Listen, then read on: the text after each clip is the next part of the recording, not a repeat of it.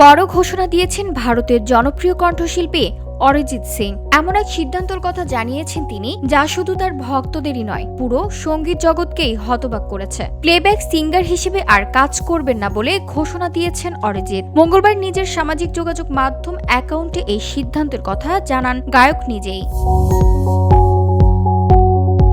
ভারতীয় সঙ্গীত জগতের শীর্ষস্থানীয় শিল্পী অরিজিৎ সিং।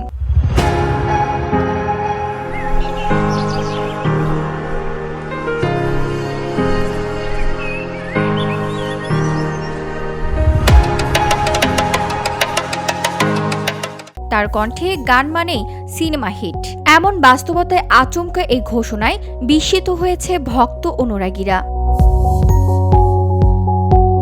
ফেসবুকে দেওয়া পোস্টে শ্রোতাদের প্রতি কৃতজ্ঞতা জানিয়ে অরিজিৎ সিং নতুন বছরের শুভেচ্ছা জানান। একই সঙ্গে জানান তিনি জীবনের নতুন এক সফর শুরু করেছেন এবং প্লেব্যাক সিঙ্গার হিসেবে আর কোনো নতুন কাজ নেবেন না। তিনি আরও লেখেন, ঈশ্বর আমার প্রতি সত্যি সদয়। আমি সঙ্গীতের একজন ভক্ত, ভবিষ্যতেও আরও শিখব এবং একজন ছোট শিল্পী হিসেবে নিজেকে আরও তৈরি করব। কিন্তু যেগুলো প্রতিশ্রুতি দেওয়া আছে সেগুলো শেষ করব। স্পষ্ট করে বলতে চাই, আমি সঙ্গীত তৈরি করা বন্ধ করছি না।